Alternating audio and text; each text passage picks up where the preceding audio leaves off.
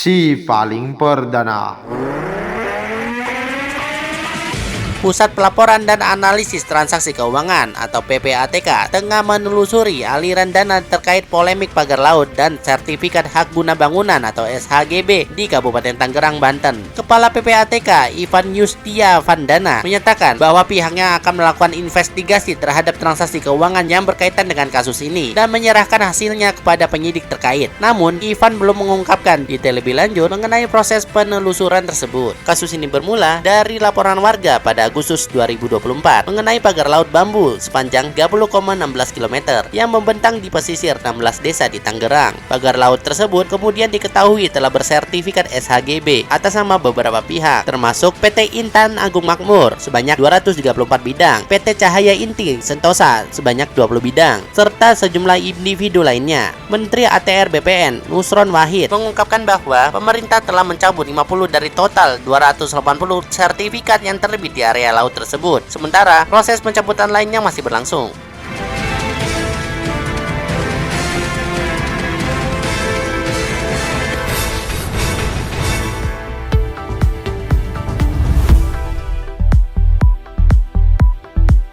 Assalamualaikum warahmatullahi wabarakatuh. Selamat pagi dan apa kabar Anda hari ini? Semoga sahabat DNP diberikan kesehatan dan dapat menerima informasi yang faktual dan terkini dalam DNP in the Morning edisi Jumat 31 Januari 2025 bersama saya Teguh Fadila. Berikut fokus utama kami pagi ini.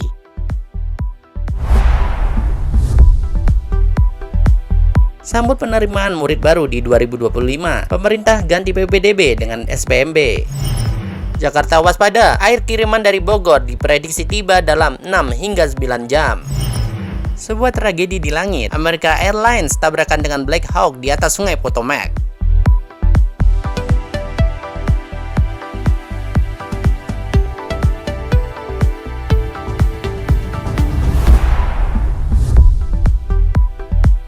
Pemerintah melalui Kementerian Pendidikan Dasar dan Menengah atau Kemendikdasmen resmi mengganti sistem penerimaan peserta didik baru atau PPDB dengan sistem penerimaan murid baru atau SPMB mulai 2025. Menteri Pendidikan Dasar dan Menengah Abdul Mukti menjelaskan bahwa perubahan ini bertujuan untuk meningkatkan layanan pendidikan yang lebih baik dan merata. Salah satu perubahan utama dalam SPMB adalah penyesuaian mekanisme penerimaan siswa SMP melalui 4 jalur utama yaitu domisili, afirmasi, prestasi, dan mutasi. Sementara penerimaan siswa SMA akan dilakukan secara lintas kabupaten kota dengan penetapan di tingkat provinsi. Namun, aturan penerima siswa SD tetap mengikuti ketentuan yang ada tanpa perubahan. Revisi sistem ini telah melalui kajian mendalam sejak PPDB diterapkan pada tahun 2017. Untuk memastikan kelancaran implementasi SPMB, Kemendikdasmen berkoordinasi dengan berbagai pemangku kepentingan, termasuk Kementerian Dalam Negeri dan pemerintah daerah. Rancangan ini telah mendapatkan persetujuan dari Presiden dan dalam waktu dekat Kemendikdasmen akan bertemu dengan Menteri Dalam Negeri guna membahas dukungan lebih lanjut agar sistem baru ini dapat diterapkan dengan optimal di seluruh Indonesia.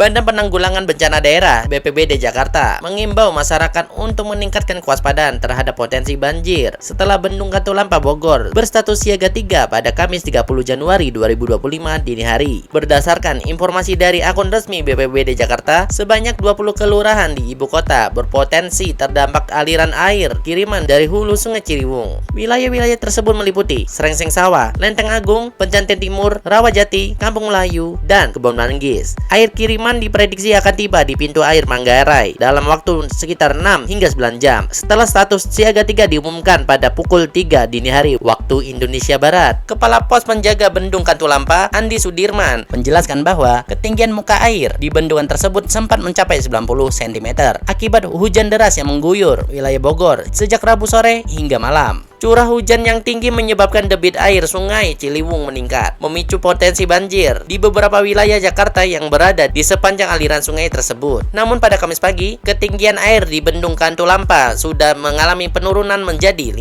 cm. Meski demikian, BPBD Jakarta tetap meminta warga, terutama yang bermukim di bantaran Sungai Ciliwung, untuk terus waspada, mengingat kondisi cuaca yang masih tidak menentu dan hujan yang masih berpotensi turun di wilayah Bogor serta Jakarta. Risiko banjir tetap ada. Masyarakat diimbau untuk selalu mengikuti perkembangan informasi dari BPBD Jakarta dan siap melakukan langkah antisipasi jika diperlukan.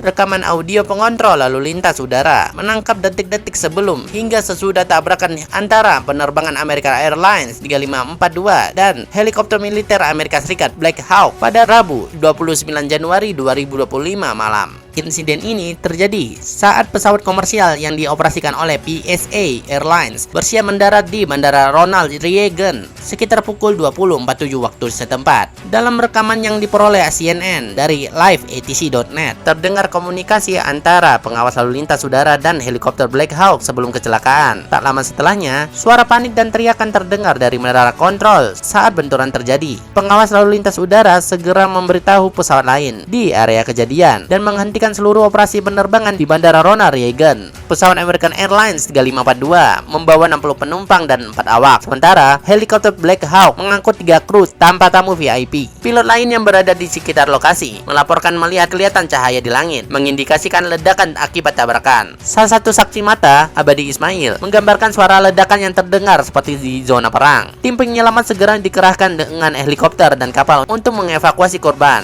Hingga saat ini, 18 jenazah telah ditemukan, sementara pencarian terhadap korban lainnya masih berlangsung. Otoritas Amerika Serikat menyatakan bahwa pesawat komersial hancur berkeping-keping di atas sungai Potomac, sementara helikopter jatuh dalam keadaan terbalik dan terapung di sungai. Investigasi lebih lanjut tengah dilakukan untuk mengetahui penyebab pasti kecelakaan ini.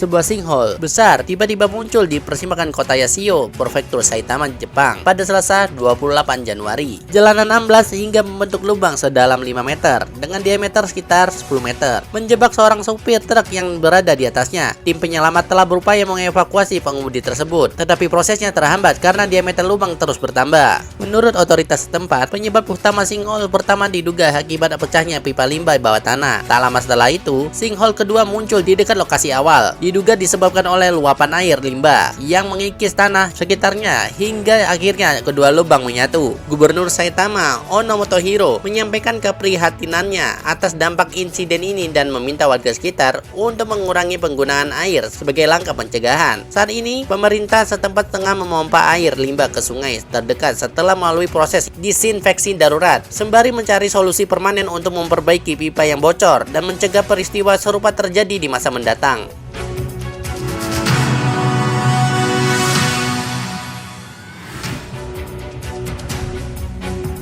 Kementerian Perindustrian atau Kemenperin tengah mengkaji dampak dari keanggotaan Indonesia di Organisasi Ekonomi BRICS, Brazil, Rusia, India, Cina, dan Afrika Selatan terhadap sektor industri dalam negeri. Juru bicara Kemenperin, Febri Hendri Antoni Arif, menyatakan bahwa saat ini pihaknya masih dalam tahap asesmen untuk menilai potensi manfaat serta tantangan yang mungkin timbul akibat keterlibatan Indonesia dalam blok ekonomi yang berperan besar di panggung global. Sementara itu, Menteri Luar Negeri Republik Indonesia, Sugiono, menegaskan bahwa keikutsertaan Indonesia dalam BRICS bertujuan untuk memperkuat kerjasama ekonomi serta menjembatani perbedaan kepentingan antara negara maju dan berkembang di berbagai forum multilateral. Indonesia ingin menjalin kolaborasi lebih erat dengan negara-negara sahabat dan komunitas global guna meningkatkan kesejahteraan rakyat. Dengan BRICS yang kini menguasai 40% populasi dunia dan 35% PDB global, keanggotaan Indonesia diharapkan dapat membuka peluang baru dalam perdagangan dan investasi. Selain Indonesia, BRICS juga menyambut Malaysia, Vietnam, dan Thailand sebagai anggota baru, menandai semakin kuatnya peran Asia Tenggara dalam dinamika ekonomi global.